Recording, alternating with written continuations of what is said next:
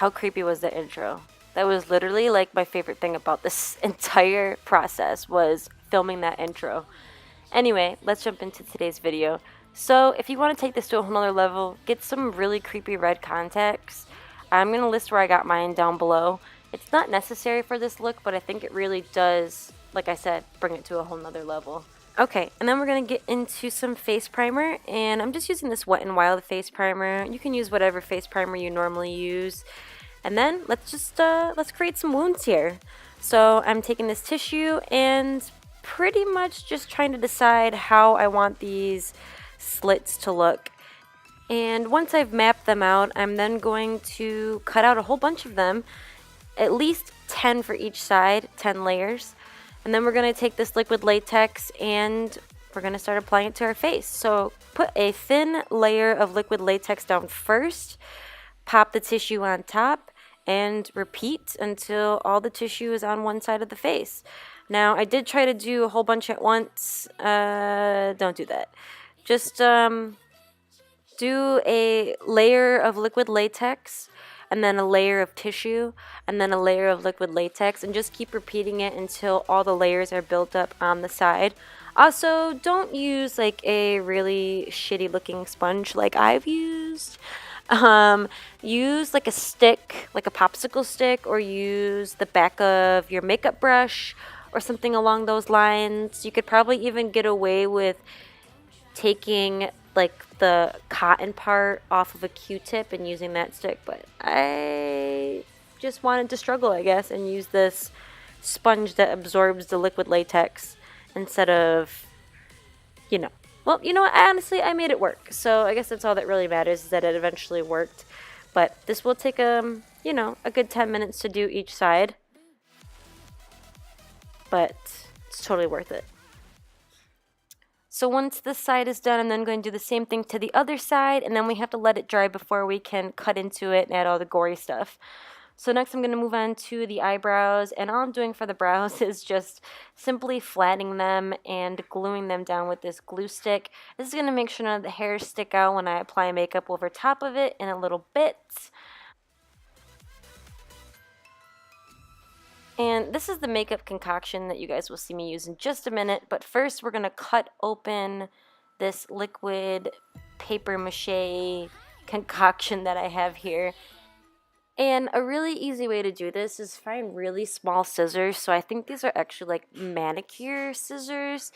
And what you're going to want to do, and this is what I did, is when you place the scissors underneath, before you cut it, pull it just a little bit away from your skin, just lift it up slightly and then cut it. And then repeat that process until you get most of the liquid latex area open. So again, you just want to place it in, lift it a little, and then cut it. And then just repeat that for both sides. And take your time doing this step. There's absolutely no rush. Just take your time.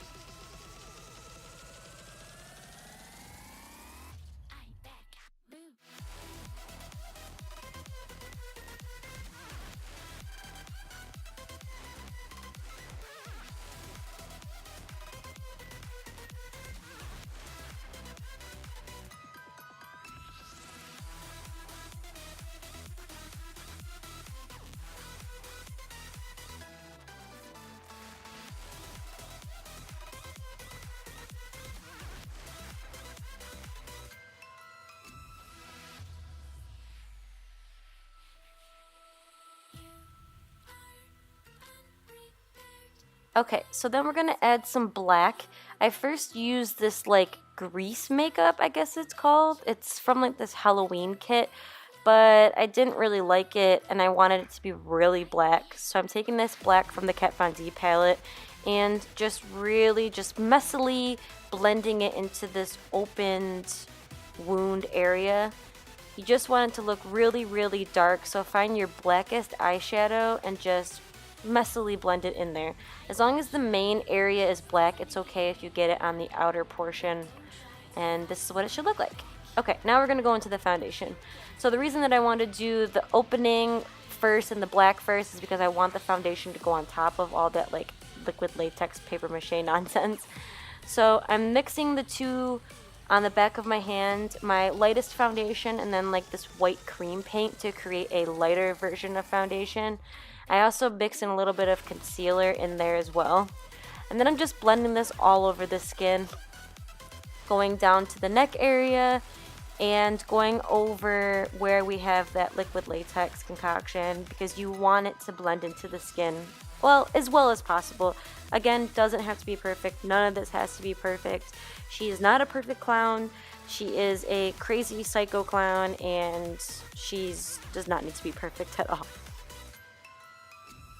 Okay, so then next I'm going in with these two brown shades from the Kat Von D palette, and I want to create kind of like a shadow. I kind of want it to be like a little bit dirty. So you're going to see here I'm just going to be blending in all these different brown shades just all around the wound area, around the black, around the edges. Just kind of want it to be more blended in with the skin, a little bit grungy, a little bit dirty looking, and yeah.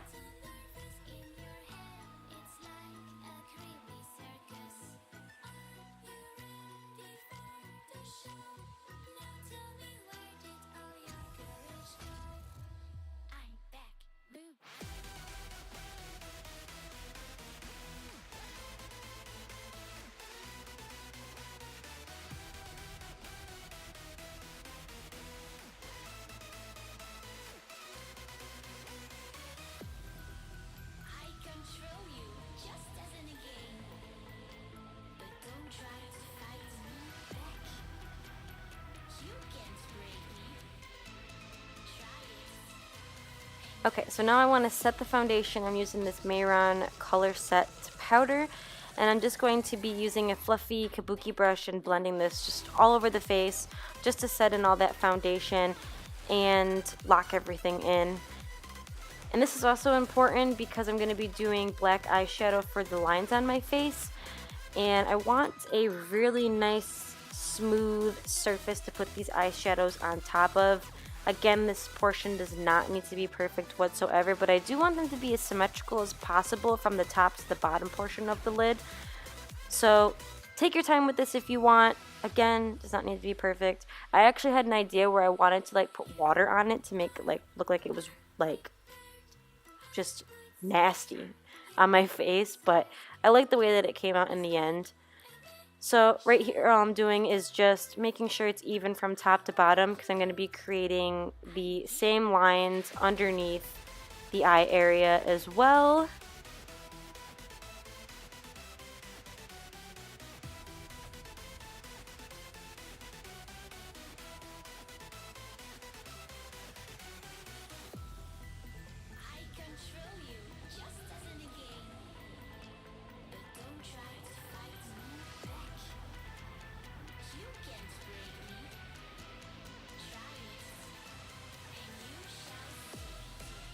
Okay, so now we're going to be doing the eyebrows, and I'm using the same black eyeshadow to do this. And again, I'm going to keep saying this because it's important. It does not have to be perfect. Mine are not symmetrical at all, but again, I want her to be more grungy. So that is why I'm now taking these grayish, brownish eyeshadows from this palette and blending them together in the inner portion of the eye area and the outer portion of the eye area. I wanted my eyes to look like they were sunken in. I wanted to look a little bit tired. So you do kind of want this like messily blended over the eye area. And you know what I'm going to say, it doesn't have to be perfect.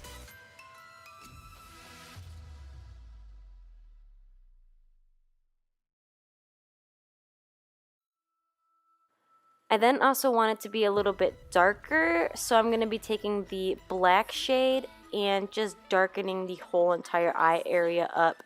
I'm starting like kind of in the center and then blending it out on either side, just a little bit more sloppy, just grungy looking, I guess.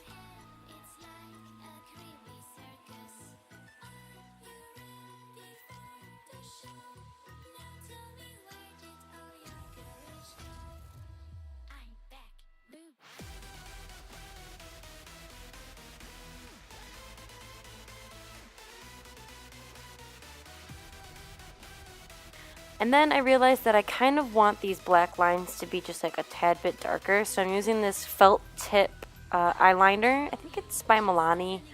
And I'm just running over the lines with this black marker just to make them stand out a little bit more. So now it's time for the nose. I'm just taking this like random red crayon looking thing.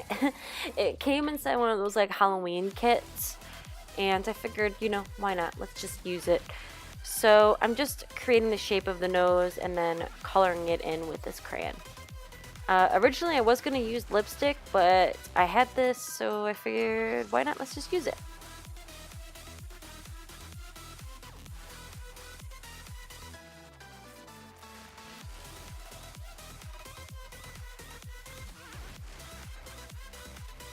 And then I figured that I'd just kind of randomly run it all over this sliced wound area before I add the blood, just to add more red to it, even though I'm going to be covering it all up with blood very shortly.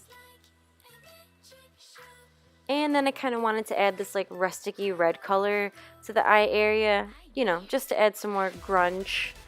And just putting this on the outer and inner portion of the eye area.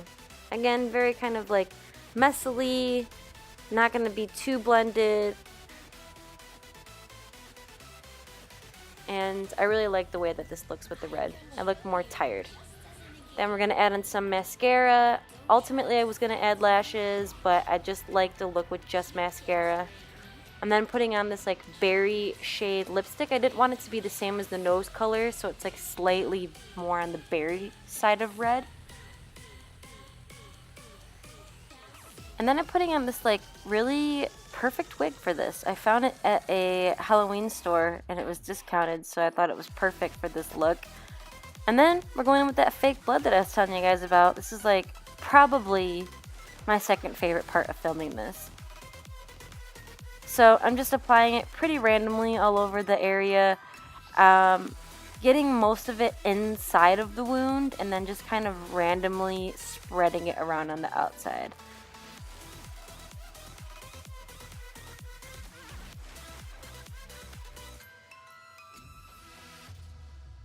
So this look is pretty much complete, but then I wanted to just add more blood. So we're going to add more blood. I'm going to just put like a whole bunch on my bottom lip, kind of spread it around the top lip area. I feel like it just makes sense. Just more blood everywhere. And then I also put some blood on my hands and my arms. So it looks so good. I'm very impressed with myself. And, but yeah, this is the finished look, guys. Hope that you guys enjoyed this video. Thank you so much for checking it out. And if you appreciated it, please give it a thumbs up. And subscribe to my channel for more videos like this. And, yeah. Thanks so much for watching, guys. I'll see you in the next video. Bye.